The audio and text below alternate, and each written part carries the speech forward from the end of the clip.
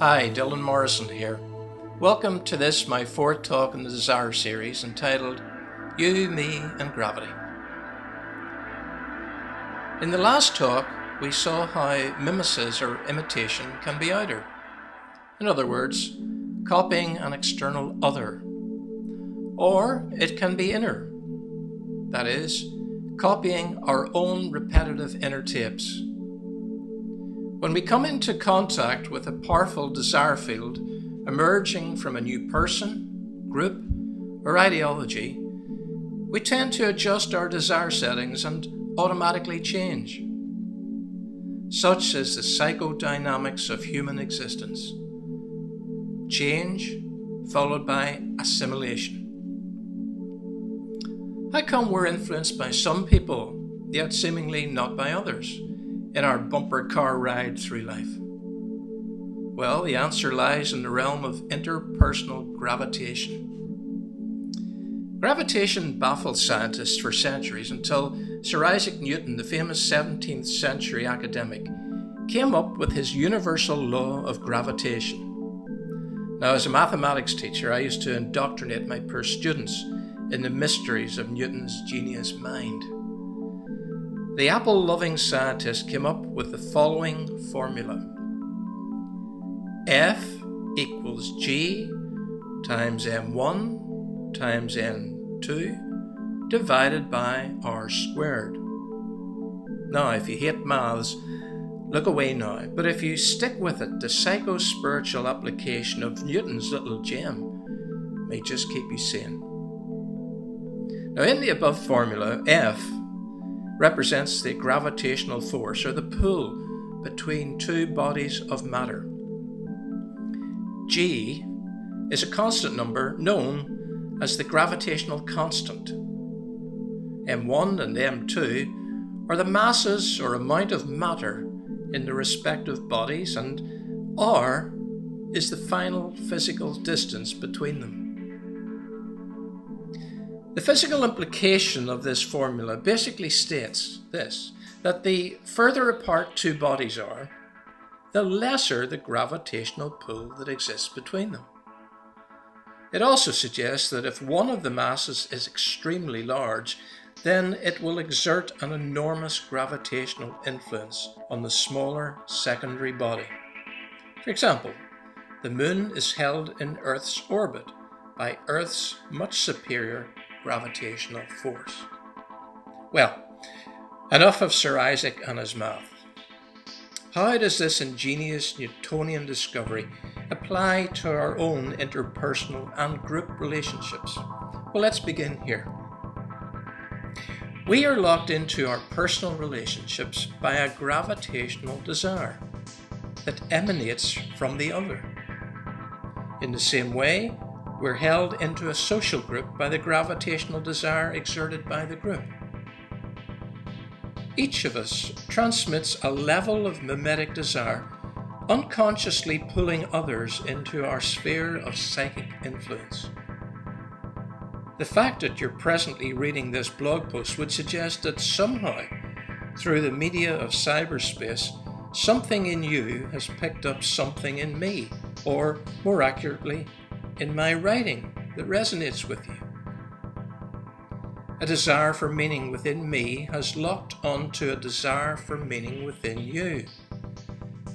In other words, transmitted desire is constantly drawing us into our interests, hobbies, etc., but more importantly, into our view of ourselves. Let's take a simple example of such gravitational mimesis.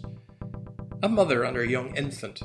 Such a mother has a tremendous desire mass, in contrast to her child, whose psychic mass is extremely small and still undeveloped.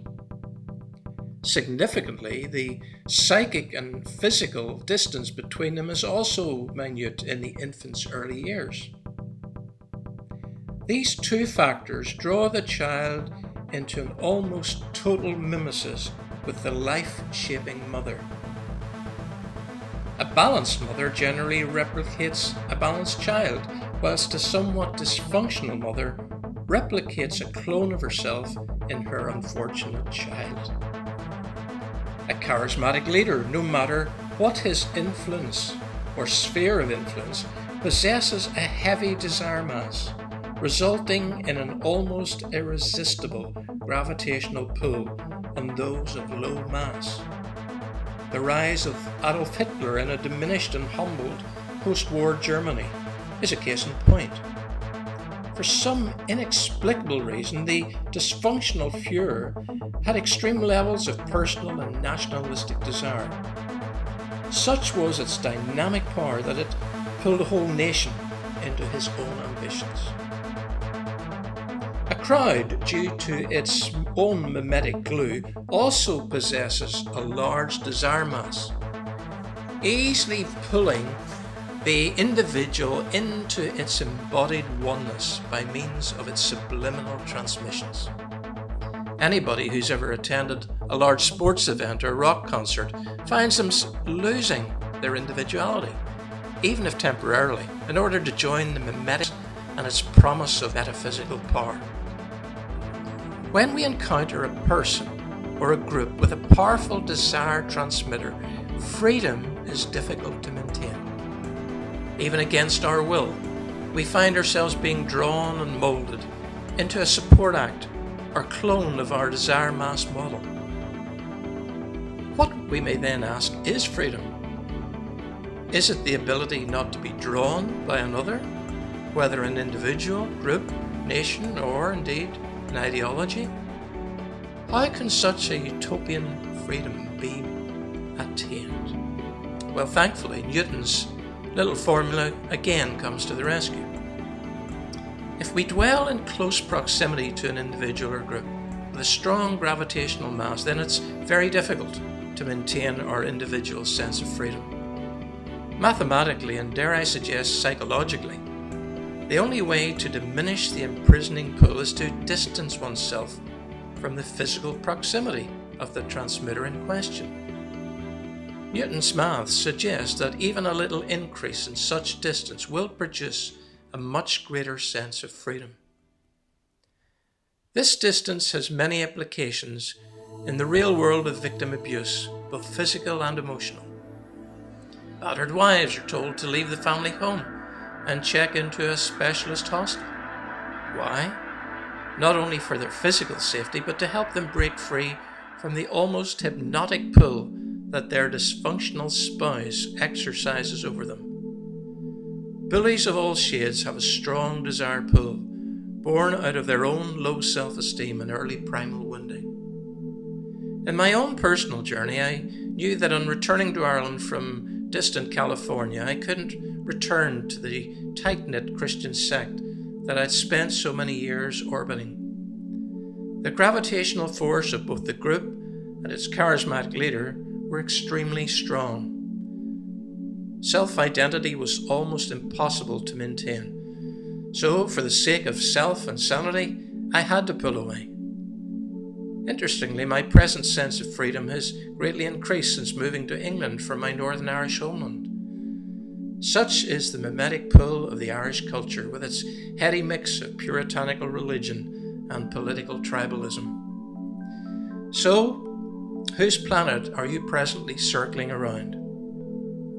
What Death Star has possessed you?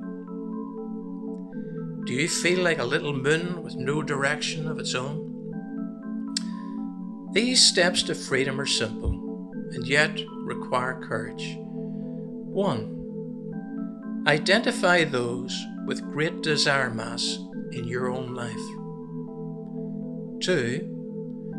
Do they stifle your sense of identity or enhance it? 3.